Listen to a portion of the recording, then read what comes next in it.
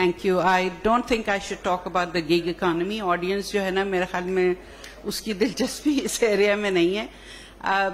After what Junaid has said, میرے خیال میں بہت کم رہ گیا ہے جو میں کنٹریبیوٹ کر سکتی ہوں. ایک تو میرا سوال یہی تھا جب مجھے انوائٹ کیا گیا کہ آپ پراپ ٹیک کے کانفرنس میں بولیں. میں نے کہا میں کیا کنٹریبیوٹ کر سکتی ہوں پراپرٹی کے بارے میں.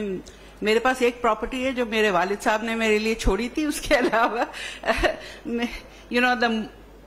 there's very little I know about the prop tech industry other than کہ automation ہو رہا ہے. میں اسٹارٹ اپس کو دیکھتی ہوں کہ اس ایریا میں وہ بھی دیکھ رہے ہیں کہ اپرچونٹیز ہیں. ٹیک کمپنیز ہماری جو ہیں وہ بھی دیکھ رہی ہیں کہ کافی اپرچونٹیز ہیں to help the real estate sector.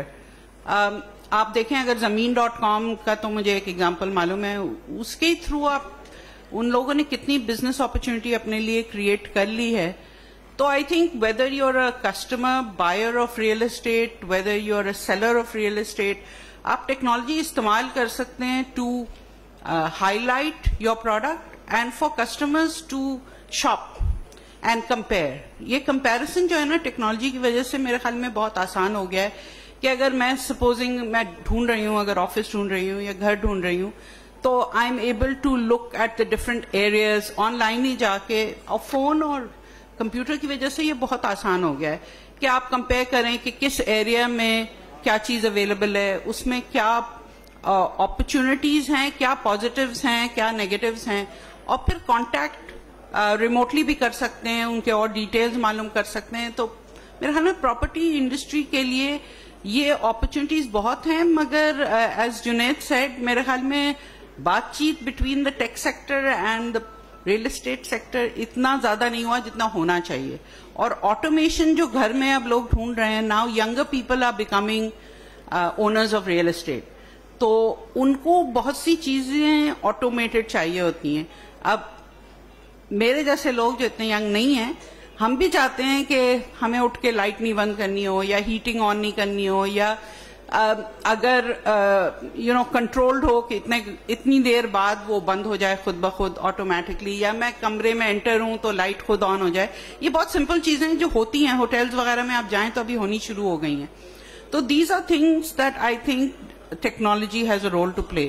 اور بہت سی چیزیں ہیں جو آٹومیٹ ہو سکتی ہیں جو فی الحال ابھی نہیں ہو رہی ہیں. تو اگر ٹیک سیکٹر اور ریئل اسٹیٹ سیکٹر بات کرے مل کے instead of on this plate form, یہاں تو نالج میرے خیال میں جو زیغم صاحب نالج میں میری تو انٹرسٹ یہ ہوتی کہ اگر وہ کنٹینیو کرتے اور مجھ جیسے کوئی یہاں نہیں لاتے, تو there is so much learning to be had because he has worked on real life projects and he has seen کہ کیا چیزیں مسنگ ہیں, کیا چیزیں اور ہو سکتی ہیں, کیا چیز بینیفٹ کر سکتی ہیں, especially in places like Karachi جہاں it really is a nightmare sometimes کہ آپ کچھ بھی کرنا چاہیں آپ کی اپنی پراپرٹی کے ساتھ یا پراپرٹی کھڑی کرنے کے لیے تو بہت مشکل ہو جاتا ہے.